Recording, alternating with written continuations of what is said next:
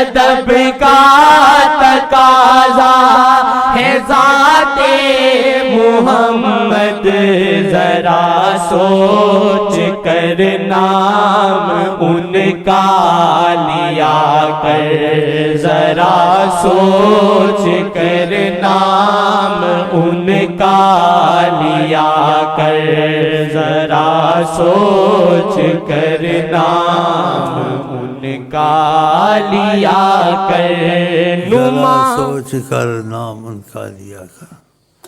آپ کے پاس اس کا ثبوت موجود ہے حدیث شریف میں، جبریل کو خدا نے بھیجا آقا جی کے پاس اور کہا ان سے کہو کہ جہاں آپ کا نام آئے اور سن کر ان کی عظمت کے تقاضے سے درود نہ پڑے، اس کی ناک خاک آلودہ ہو، خدا اس کو رسوا و ذلیل کرے۔ اللہ نے کہا تو بتاؤ کتنی عظمت ہے رسول پاک کی۔ اور یہاں یہ عادت نہیں ہے پاکستان میں، یہ عادت ڈالیں، غفلت میں معافی تو مل جاتی ہے۔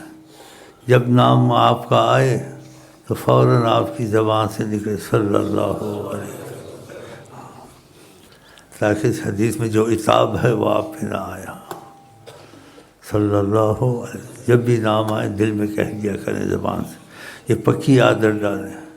اور یہ سوچ کر جو ان کا نام لو تو بہت حدیث اس شعر کی تائید کرتی ہے کہ آقا جی کے پاس جبریل کو بھیجا اور جبریل کو کہا کہ محمد مصطفیٰ سے کہو جہاں کوئی آپ کا نام سن لے درود نہ پڑے اور رسوا و ذلیل ہو۔ دیکھا نام سنتے ہی اتنا اللہ تعالیٰ نے کہا، تو آپ بتائیں آپ کی عظمت کا کوئی ٹھکانہ ہے؟ اور قرآن میں بھی ایسا ہی ہے، وَكَانَ فَضْلُ اللَّهِ عَلَيْكَ كَبِيرًا، اللہ کا کوئی بہت بڑا فضل ہے، یعنی مخلوق ساری بنائی ہے، سب پہ فضل ہے، لیکن بڑا فضل اس پر ہے جن کا نام حضرت محمد صلی اللہ علیہ وسلم۔